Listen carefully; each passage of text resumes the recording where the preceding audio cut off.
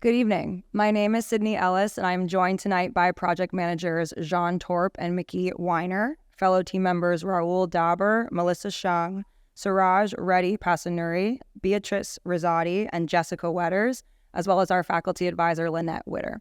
Tonight, we will be discussing industrial textile recovery in the city of Los Angeles. We'll begin by going through an overview of our project, followed by our approach and progress. I'll then move into our findings and deliverables before ending with our client recommendations and conclusions, and we will then save time for some questions. For our capstone project, we partnered with the Los Angeles City Department of Environment and Sanitation, which we'll refer to from here on out as LA San.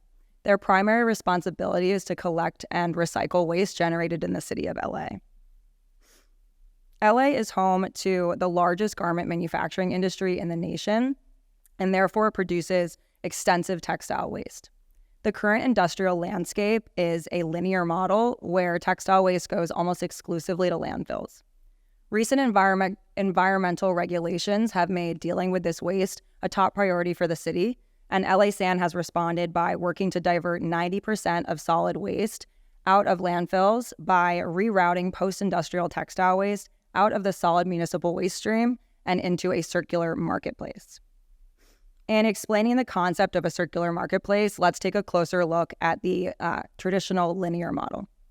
Raw materials and textiles are sent to producers and manufacturers who generate waste in the form of fabric cutoffs, dead stock, or items that are rejected due to quality concerns. In the current system, most businesses dispose of this waste and pay to have it hauled to landfills. Here's an example of what a circular system could look like and where LA San would fit in.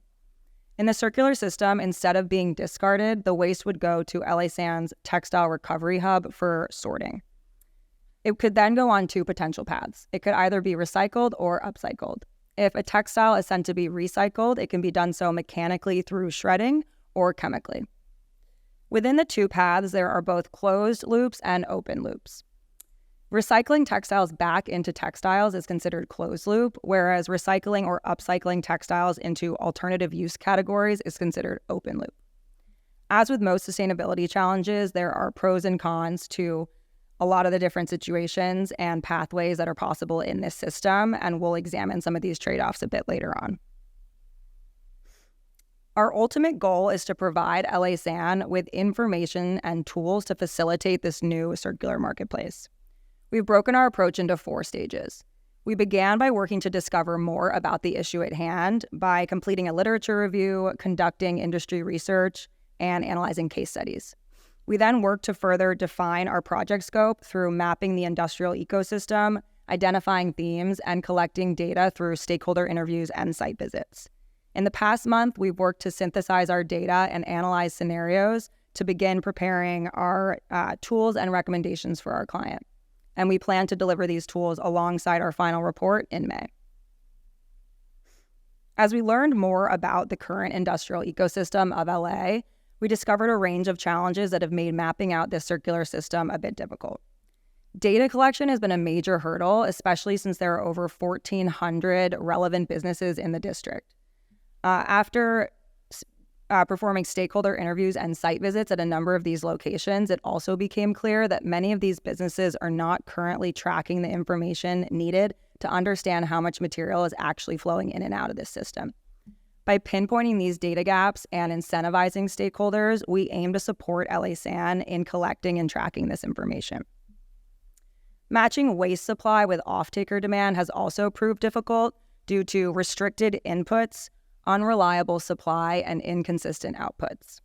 Shifting industry waste perceptions and highlighting both the environmental and economic benefits of using recycled materials will also be crucial in generating demand among these off-takers. Stakeholders have also voiced concerns around worker exploitation and increased costs and workloads associated with processing these textiles. And lastly, unclear system boundaries, elusive activity data, and complex supply chains has made calculating greenhouse gas emissions in the system difficult. As we outlined our deliverables for our client, we emphasize the ongoing nature of this project. It's crucial that our deliverables serve as tools for facilitating the continuous operation of this brand new system. Our 5 key deliverables include textile recovery case studies, circular mapping and pathway analysis, a greenhouse gas emissions estimator, an industrial ecosystem database and dashboard, as well as our final report.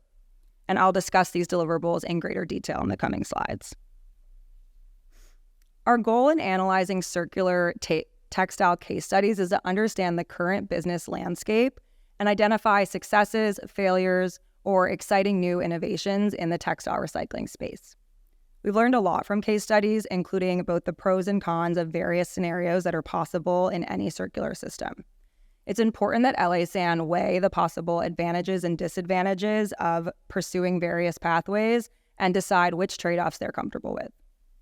To illustrate what we mean, let's dive into 2 of the companies that we studied, AwesomeTex and Santex Textiles, both of which are mechanical textile recyclers. Let's look at how these companies fit into our circular system. After being sorted at LA's Textile Recovery Hub, the waste could go to either recycler. While both are great options, a few key differences stand out. Santis has slightly more advanced technology, but the company is based in Switzerland. AwesomeTex has slightly less advanced technology, but the company is based in the US in nearby Oregon.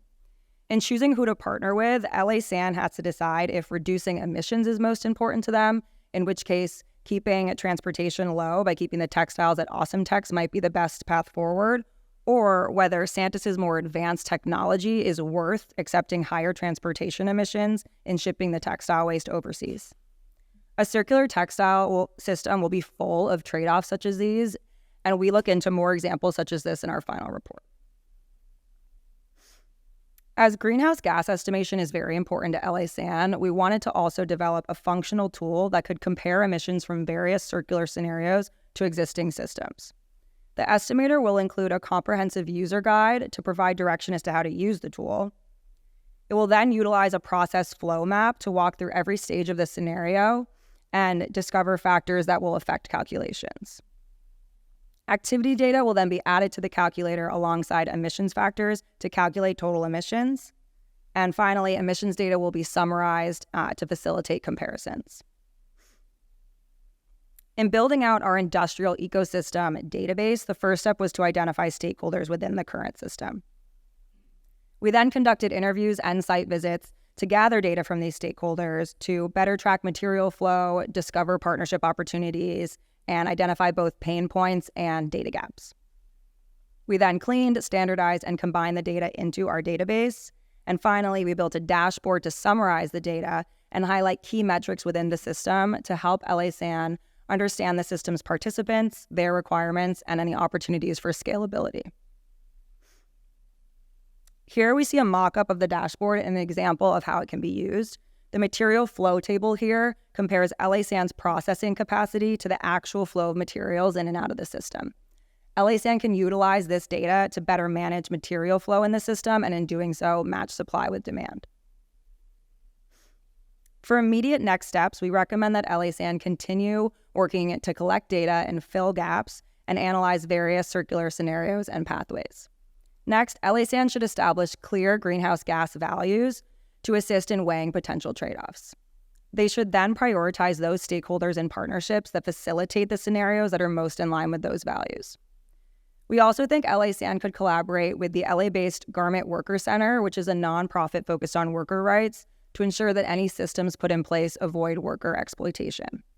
And lastly, incentivizing participation from off-takers such as brands or alternate end users is crucial to ensuring a consistent supply of material throughout this proposed system. The above steps performed alongside our tools and report should allow LA-SAN to plan and implement a resilient industrial ecosystem.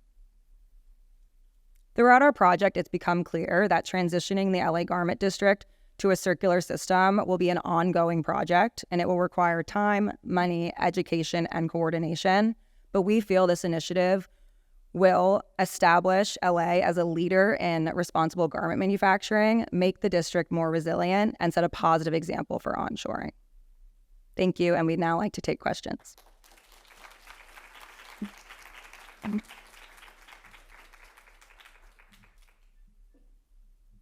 Yeah.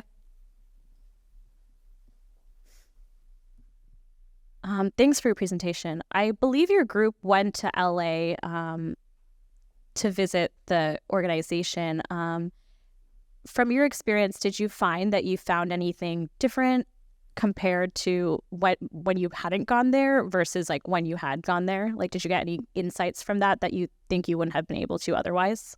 So I personally was not able to join on the group, but I do think that our group found it very valuable, one, to meet with LA San in person, but also to tour all these different facilities. They went to sorting facilities and saw a lot of the new and emerging technology that's happening in the space. They went to a different recycler to see what was happening there. And I think having face-to-face conversations allowed them to also kind of understand the apprehensions and challenges that stakeholders are facing in thinking about how this system could affect them and whether, it'll make their lives harder or better or whatnot. So I think it was super valuable and definitely enhanced our understanding of the space. Yeah, absolutely. Thank you. Anybody else? All right. Thank you.